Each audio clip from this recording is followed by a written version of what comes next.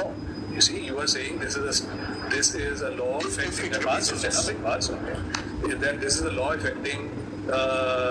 having such a salutary effect. It is having this, that and the other. तो someone can say parliament का तो power ही नहीं, तो ये लॉ को रिपीट करते हैं। या फर्ज करें अगली पार्लियामेंट आती है, वो सेक्शन 2 को फारिग कर देती है, वो कहती है चीफ जस्टिस का पावर है, वो that's good enough. By law सकती है।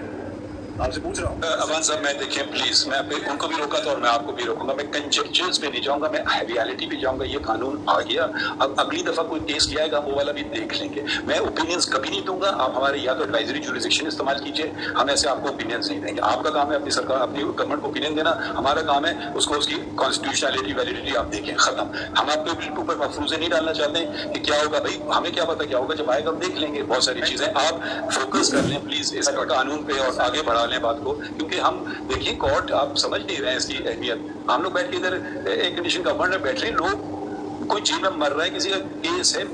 मेरी तो मुझे तकलीफ हो रही है। सुबह से 57,600 कोई 57,000 है, अब हम छोड़ के जाएंगे 150 और बढ़ जाएंगे, कल 150 और बढ़, आप चला लें एक महीना केस, हमें क्या फर्क पड़ता है। फर्क इसलिए पड़ता है क्योंकि हम तनख्वाह ले रहे हैं इस गरीब अवाम से एक काम करने के लिए कि उनके केसेस का फैसला करने, खत्म। I'm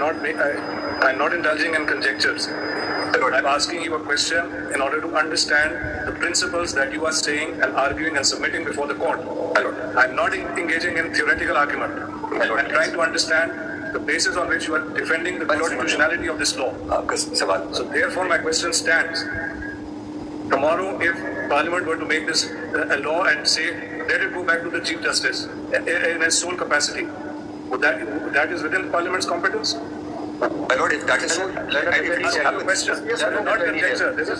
जी नाजरीन, ये वीडियो आपने देखी। इस वीडियो को दिखाने का मकसद सिर्फ यही था कि आपको पता चले कि किस तरह chief justice of Pakistan justice Qazi Faez Isa ने अपने अज़म का इजहार किया और कल उन्होंने अपनी पूरी कोशिश की कि supreme court practice and procedure का कानून पे उस पर बाकायदा तौर पर कल समाअत मुकम्मल करके इस पर फ़ैसला सादर किया जाए, लेकिन कल ये मुमकिन नहीं हो सका क्योंकि 9 दरख्वास्तें थी, 9 दरख्वास्त गुजार थे और इस पर फिर मुख्तलिफ़ पार्टियों के वकला ने भी फिर दलाइल देने थे, तो लिहाजा कल मुमकिन नहीं हो सका। और अब supreme court practice and procedure act पर बाकायदा 3 अक्टूबर तक समाअत मुलतवी कर दी गई है और जो तमाम पार्टियों के जो वकला हैं उनको कहा है कि आप अपने तहरीरी मारूज़ात, तहरीरी जवाबात जो है वो दायर कर दें 25 सितंबर तक। और ख़ास तौर पर जो फुल कोर्ट की जानिब से जो तमाम जजेज़ ने जो सवालात उठाए उनके जवाबात भी देंगे। ये जो वीडियो मैंने आपको दिखाई, ये जब जस्टिस काजी फ़ाइज़ ईसा जब चीफ जस्टिस नहीं बने थे, तकरीबन 5-6 महीने पहले जो सुप्रीम कोर्ट ऑफ पाकिस्तान से बाहर की जानिब से, वकला की जानिब से, सियासी पार्टियों की जानिब से, ख़ास तौर पर मुस्लिम लीग नून की जानिब से जो इल्ज़ामात लगाए जा रहे थे कि जनाब साबिक चीफ जस्टिस उमर अता बंदियाल साहब वो अपनी मर्ज़ी के बेंचेस बना रहे हैं, अपने मंजूर नज़र जजेस को, अपने हम ख्याल जजेस को, हम ख्याल का जजेस का जो एक कंसेप्ट है, ये भी कुछ हमारे साथियों ने एक ये क्रिएट किया कि जनाब 2 धड़े तकसीम हो गई हैं और 2 धड़े हैं इस वक्त सुप्रीम कोर्ट ऑफ पाकिस्तान के जजेस में। और वाकई तकसीम थी भी क्योंकि कुछ हद तक ये इल्ज़ाम दुरुस्त भी था कि साबिक चीफ जस्टिस उमर अता बंदियाल साहब ने जो बेंचेस लगाए, जो मुकदमात की सुनवाई की, उनमें जिन जिन जजों को बिठाया रखा और जस्टिस काजी फ़ाइज़ ईसा के धड़े के जजेस जो हैं उनको नज़रअंदाज किया, ये तासुर किसी हद तक दुरुस्त था। लेकिन अगर देखा जाए तो अगर जस्टिस उमर अता बंदियाल साहब ने ये तमाम कुछ किया भी, अपने आप को बदनाम भी कर दिया, अपने उस इल्ज़ामात को, अपने ऊपर जो लगाए गए जो इल्ज़ामात थे वो भी साबित कर दिए और उन्होंने कुछ किया भी नहीं, किसी को फ़ायदा भी नहीं पहुँचाया। बज़ाहिर तो ये इल्ज़ामात उस पर इसलिए लगाए जा रहे थे कि वो एक साबिक चीफ जस्टिस, साबिक जो वज़ीर-ए-आज़म है इमरान खान के, वो उनके बड़े डार्लिंग हैं और वो उनको फ़ायदा पहुंचाते हैं, लेकिन इमरान खान को तो उन्होंने कोई फ़ायदा नहीं पहुंचाया और इमरान खान जो है उनको उल्टा नुकसान पहुंचाया। और उसी सुप्रीम कोर्ट के एक फ़ैसले की वजह से जो बाद में इमरान खान की हुकूमत जो है ख़त्म हो गई नो कॉन्फिडेंस मोशन के तहत, और फिर वो उसके ख़िलाफ़ जो केसेस बनाए गए वो एक लंबी कहानी है, वो सब आपको पता है। तो शॉर्ट ये है कि जस्टिस बंदियाल साहब ने उल्टा उनको कोई फ़ायदा नहीं पहुंचाया बल्कि नुकसान पहुंचाया। बहरहाल जो उस पर इल्ज़ामात लगाए जा रहे थे कि हम ख्याल बेंचेस और उनके दड़े के जो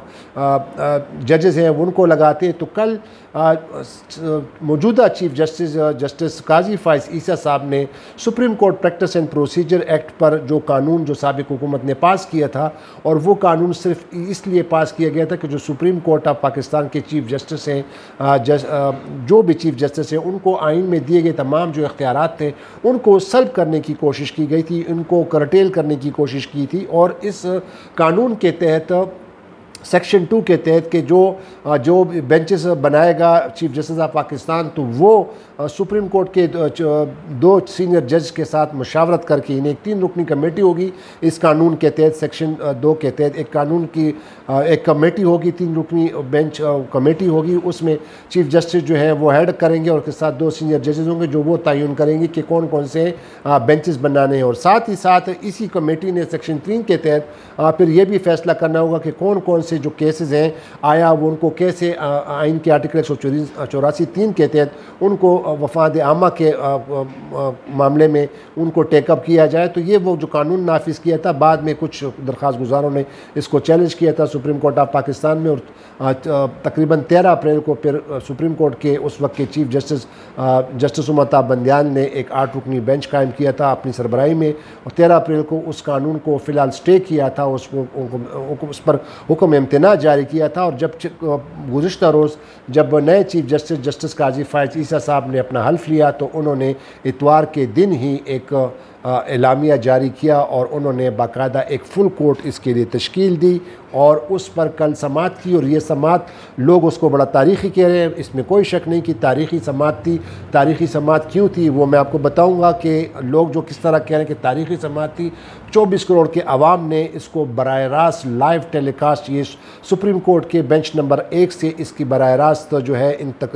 इस समाअत की जो है कार्रवाई को देखा 24 करोड़ के अवाम ने। और आपको एक बात बताता चलूँ कि जो इल्ज़ामात साबिक चीफ जस्टिस पे लगाए जा रहे थे, और एक किस्म का तासुर कायम किया गया था कि सुप्रीम कोर्ट में 2 दड़े हैं, डिवीज़न है, बाकायदा तकसीम है। एक दड़ा जो है वो साबिक चीफ जस्टिस उमताब बंदियाल की जो उनको सपोर्ट करता है, और एक दड़ा काजी फाइज ईसा साहब को सपोर्ट करता है, जिसमें 7 या 8 जजेस जो थे वो तकसीम हो गए थे। तो कल जो जस्टिस काजी फाइज ईसा जो सुप्रीम कोर्ट ऑफ पाकिस्तान के चीफ जस्टिस हैं, उन्होंने कल एक बड़ा अहसन इकदाम किया और बाकायदा तमाम उन जजेस को एक प्लेटफार्म पर बिठाया, जो दोनों दड़ों के जजेस को अपने एक प्लेटफार्म पर बिठाया गया। लेकिन कल पूरे कौम ने, 24 करोड़ की आवाम ने वो डिवीज़न कल समाअत के दौरान भी देख ली, जो मुख्तलिफ 2 धड़े जो थे वो किस तरह, एक दड़ा जो काजी फाइज ईसा साहब का था, ख़ुद बशमूल चीफ जस्टिस काजी फाइज ईसा भी इस कानून के हक़ में थे। उन्होंने कहा था कि मुझे जो दरख्वास्त गुजार चाह रहे थे कि इस कानून के तहत जो सुप्रीम कोर्ट के जो चीफ जस्टिस हैं या चीफ जस्टिस ऑफ पाकिस्तान हैं, उनके जो इख्तियारात को सल्ब करने की जो कोशिश की गई, तो जस्टिस काजी फाइज साहब का कहना था कि मुझे ऐसे इख्तियारात नहीं चाहिए जिसमें एक चीफ जस्टिस जो है वो एक मुतलकुल इनान शख्स हो, एक वन पावर मैन शो, उसके पास फुली इख्तियारात आ जाए और वो पूरे सुप्रीम कोर्ट को और पूरी अदलिया को जो है वो कंट्रोल करे। तो काजी फाइज साहब का कहना था कि मुझे ऐसे इख्तियारात नहीं चाहिए जहाँ मेरा एहतसाब ना हो सके और जहाँ पर मैं जो है कानून आइन के मुताबिक, इंसाफ के मुताबिक फ़ैसले दे सकूँ। तो ये उनका एक बड़ा अच्छा गेस्चर था। होना भी ये चाहिए कि किसी चीफ जस्टिस को वो तमाम चीज़ों से बलाए ताक रहकर जो है वह फ़ैसले देने चाहिए, और उनके साथ वो जो कह रहे हैं कि वो एक फ़र्द वाहिद की हुक्मरानी नहीं होनी चाहिए सुप्रीम कोर्ट ऑफ पाकिस्तान में, ये उनकी ये बातें अच्छी थी। लेकिन ये जो वीडियो मैंने जो आपको स्टार्ट में दिखाई वो सिर्फ इसलिए थी कि ये जो जस्टिस मुनीब अख्तर साहब है, कल जो पूरी समाअत में तकरीबन 7 घंटे की समाअत थी, लाइव कवरेज थी फुल कोर्ट में। तो साबिक जो